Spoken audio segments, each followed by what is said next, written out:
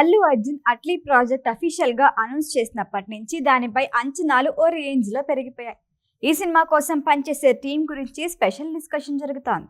అన్ని విషయాల్లో ముందుగానే క్లారిటీ మెయింటైన్ చేసే అట్లీ హీరోయిన్ ని కూడా ఫిక్స్ చేసేసాడని, బన్నీ నుంచి గ్రీన్ సిగ్నల్ కూడా తీసుకున్నాడు అని టాక్. ఆమె ఎవరో తెలిస్తే షాక్ అయిపోతారు మీరు.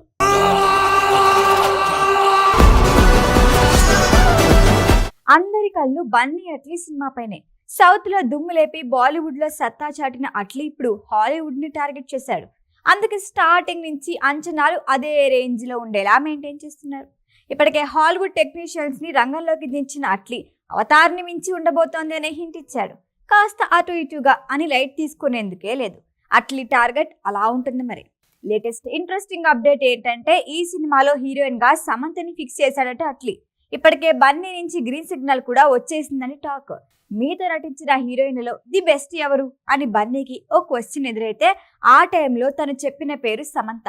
వర్క్ పరంగా శామ్ సూపర్, చాలా కష్టపడుతుంది అంటూ మనస్ఫూర్తిగా కాంప్లిమెంట్లు ఇచ్చాడు. పైగా ఇద్దరు కలిసి ఇదివరకే సన్ ఆఫ్ సత్యమూర్తిలో నటించారు. 2015లో రిలీజ్ అయిన సన్ ఆఫ్ సత్యమూర్తి ప్రేక్షకుల్ని విశేషంగా అలరించింది.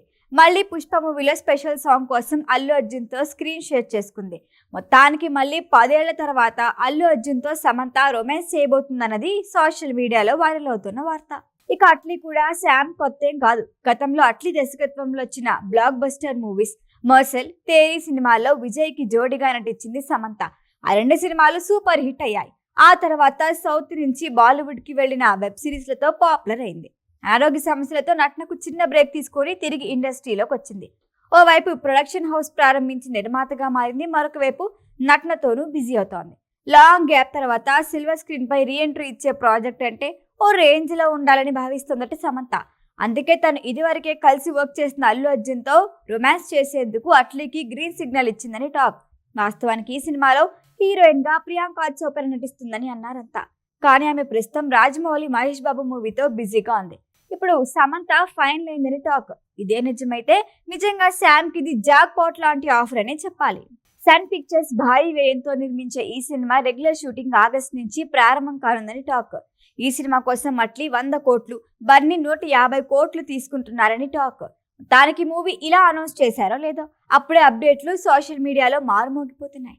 ఏదేమైనా హీరోయిన్ గా సమంతను తీసుకోవటం బెస్ట్ చాయిస్ అని అంటున్నారు నెటిజన్లు. సినిమాలకి బ్రేక్ తీసుకున్నా కానీ ఆమెకున్న క్రేజ్ ఇప్పటికీ అలానే ఉంది. పైగా సౌత్ నార్త్ లో సమంతకు మంచి ఫాలోయింగ్ ఉంది. పైగా లుక్ పరంగా కూడా ఎలాంటి మార్పులు లేవు.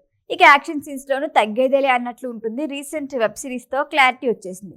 సో శామ్ ఈస్ బ్యాక్ అన్నమాట. ఈ వీడియో కనుక మీకు నచ్చినట్టయితే లైక్ చేయండి, షేర్ చేయండి, సబ్స్క్రైబ్ చేయండి. అలాగే పక్కనే ఉన్న బెల్ ఐకాన్ని క్లిక్ చేయండి.